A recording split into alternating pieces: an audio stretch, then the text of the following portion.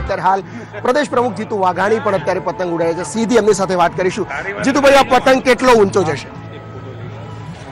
સમાજ જીવનની કલ્યાણકારી નીતિઓનો આ બધા પતંગો છે। પતંગ તો એક આપણા માટે પ્રતીક સમાન છે, પણ સમાજ જીવનના ધોરણો, એમના સપનાઓ, એમના કામો, એમની અપેક્ષાઓ, એમની આકાંક્ષાઓ, એમના પતંગો, આવનારી પેઢીનું ભવિષ્ય એ સલામત, સુરક્ષિત અને સમૃદ્ધ રહે, આ ભાવથી સમાજ જીવનનો, ભારત વર્ષનો પતંગ ખૂબ ઊંચે ઉડે, એને કોઈ કાપી ન જાય, કોઈ દબાવી ન જાય, ફાટી ન જાય, કોઈ લૂંટી ન જાય।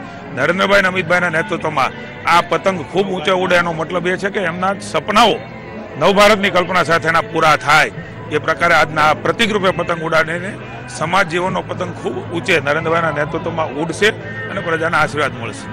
2019ની વાત કરીએ તો ગુજરાતના કેટલા પતંગ આવા ઉડશે? 26 2014 પ્રમાણે કે? બિલકુલ અગાઉ પણ મેં કહ્યું તો આપણે આજે પણ કહું છું, ભારતીય જનતા પાર્ટી પ્રજા કલ્યાણની નીતિઓથી ચાલી રહી છે, ત્યારે છેલ્લા 23 વર્ષથી અમારા પર આશીર્વાદ છે। હજી પણ ફરી એકવાર પુનઃ એ ભારતીય જનતા પાર્ટીને આશીર્વાદ આપશે, કારણ કે પહેલા ગુજરાત ક્યાં હતું, આજે ગુજરાત ક્યાં છે, પહેલા પરિસ્થિતિ શું હતી સામાન્ય માણસની, બધાની આજે શું છે, બધા અનુભૂતિ કરી રહ્યા છે। 10% EBC અનામતનો પતંગ જે લોકસભા પહેલા ભાજપે છોડ્યો છે, કોંગ્રેસ એનો વિરોધ કરે છે, શું લાગે છે તમને? લોલીપોપ ગણાવે છે? કોંગ્રેસના ખોખલાપણા એમને હંમેશા પ્રશ્નો ઉભા રાખવા છે। માત્ર એક નિર્ણય નહીં, નરેન્દ્રભાઈની સરકારે બક્ષેપંચ માટેના પણ બંધારણીય દરજ્જો આપવાનું કામ હોય, અન્ય કામો હોય, આયુષ્યમાન ભારતની યોજના હોય, ઉજ્જવલા યોજના હોય, તમામ વર્ગને આવરી લેતા નિર્ણયો એમણે કર્યા છે।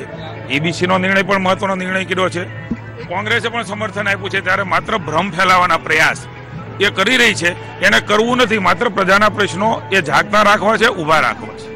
ખાસ કરીને VS હોસ્પિટલનો પણ વિરોધ થઈ રહ્યો છે, વિકાસના કામોની સરકાર વાત કરી રહી છે, પ્રધાનમંત્રી લોકાર્પણ કરવાના છે, ગરીબો માટે જે સેવા ચાલતી હતી એ બંધ કરવાની વાત કોંગ્રેસ કરી રહી છે કે ભાજપ બંધ કરે? રાજ્યની સરકારે એના ખુલાસા કર્યા છે। દરેક વખતે કોઈ પણ ગરીબ લોકો હોય, હું કોંગ્રેસને પૂછવા માંગુ છું કે આપણા વખતે ક્યાં ક્યાં સવલતો એ હોસ્પિટલમાં મળતી હતી, એનું તો પહેલા રાજ્યની જનતાને જણાવો।